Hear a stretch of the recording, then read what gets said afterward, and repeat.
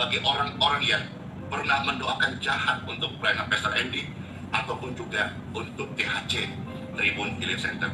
Pastor Andy melepaskan pengampunan bagi setiap mereka. Sambil mengalir pesan-pesan dan juga bagaimana selanjutnya untuk pertemuan tatap muka dibuka kembali. Ya, seperti apa? Selamat mendengarkan. Biarlah semua ini menjadi kabar baik, firman Tuhan, dan kelegaan dan pujian bagi Tuhan yang menjawab doa orang benar didengarnya. Amin. Ini saudaraku, ya, diberkati channelnya.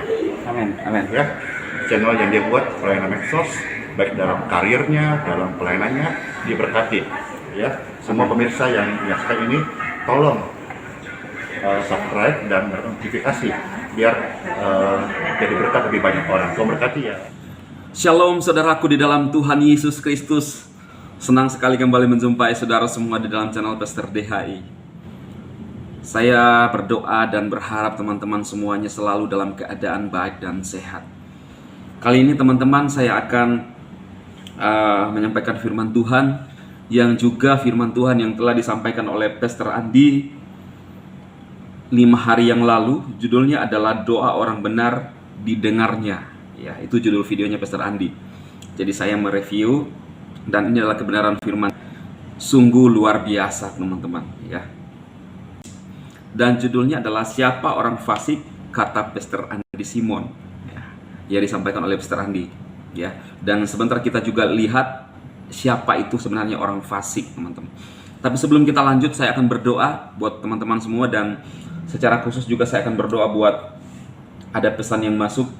Ya, kami dari tim doa Rumah Kesembuhan Mujizat, ya, YHS Makassar.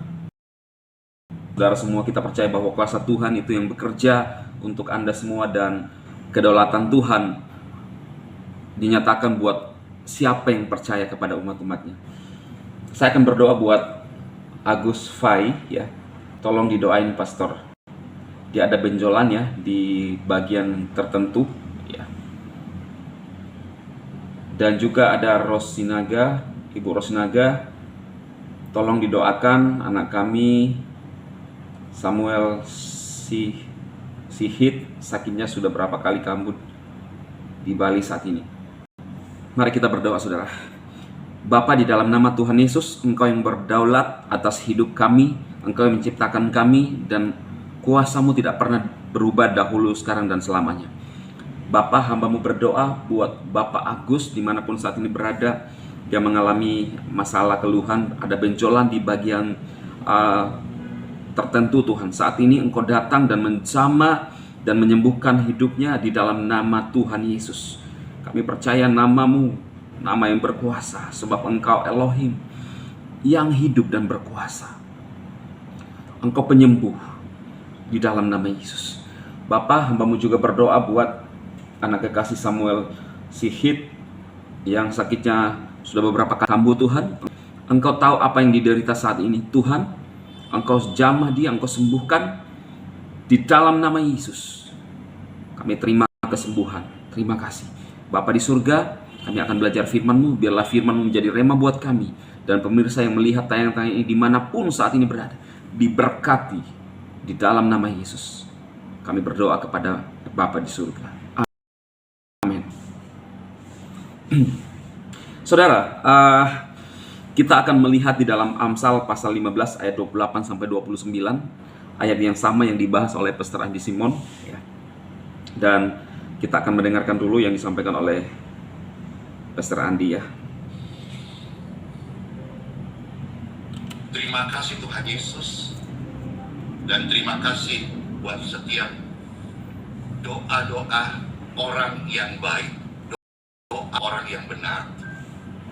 Dan sebagai pembuka, Pastor juga mengampuni bagi orang-orang yang pernah mendoakan jahat untuk pelayanan Pastor Andy ataupun juga untuk THC Tribun Healing Center.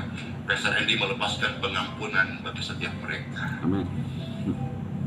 Mungkin mereka tidak tahu apa yang mereka doakan, tetapi kasih Tuhan menolong kita semua dan membuat kita semua semakin melekat dengan Tuhan Sang Pencipta, Tuhan Kristus. Time for Bible, ya, sambil pastor share firman, sambil mengalir apa pesan-pesan dan juga bagaimana selanjutnya untuk pertemuan tatap muka dibuka kembali, ya. Seperti apa? Selamat mendengarkan. Biarlah semua ini menjadi kabar baik, firman Tuhan, dan kelegaan dan pujian bagi Tuhan yang menjawab doa orang benar didengarnya. Amin. Tuhan, terima kasih karena kebenaran hanya daripadamu. Kami semua orang berdosa dan sudah kehilangan kemuliaan surga. Terima kasih Engkau datang, Engkau membenarkan kami, bahkan Engkau mengampuni dosa kami, dan Engkau selamatkan kami. Dan banyak orang yang Kau pakai hari Tuhan menjadi penjangkau, penjala jiwa-jiwa, untuk hidup mereka dipulihkan, hidup mereka disembuhkan, hidup mereka dibawa kepada Engkau, teladan iman, Juru Selamat, Tuhan Yesus Kristus. Terpujilah Engkau kekal selama-lamanya. Tubuh, jiwa, roh kami, semua keluarga kami, pemirsa yang terkasih ini, adalah milik Tuhan Yesus Kristus yang sudah dikuduskan, disucikan, diampuni, dibenarkan, diurapi, dan diberikan kesembuhan. Dan doa Pastor Andy juga diberikan aliran kesembuhan untuk juga bisa mendoakan orang sakit lainnya, dan orang sakit lainnya boleh mendapatkan kesembuhan dari Tuhan Yesus Kristus. Terpujilah Engkau kekal selama-lamanya. Di dalam nama yang kudus Tuhan Yesus Kristus, kami bersyukur dan berdoa. Amsal pasal 15, Bapak Ibu, ayat 28 sampai 29. Kita buka dulu sebagai awal kitab Amsal 15 ayat 28 sampai 29. Demikianlah sabda firman Tuhan, dan selamat mendengarkan seluruh yang terkasih, Bapak Ibu sekalian, saudaraku. Hati orang benar menimbang-nimbang jawabannya,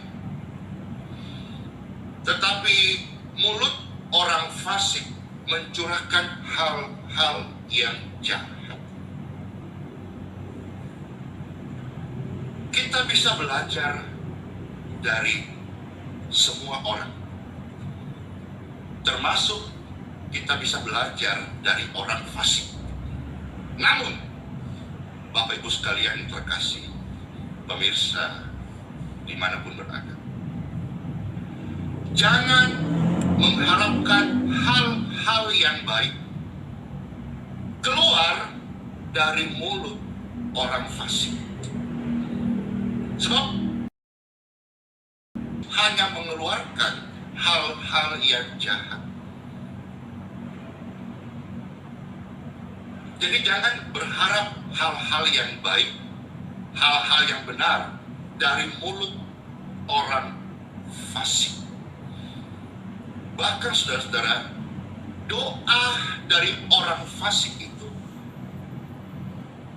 kita saja sesama manusia tidak boleh berharap hal-hal yang baik dari mulut orang fasik. Tapi meskipun demikian, kita nggak boleh.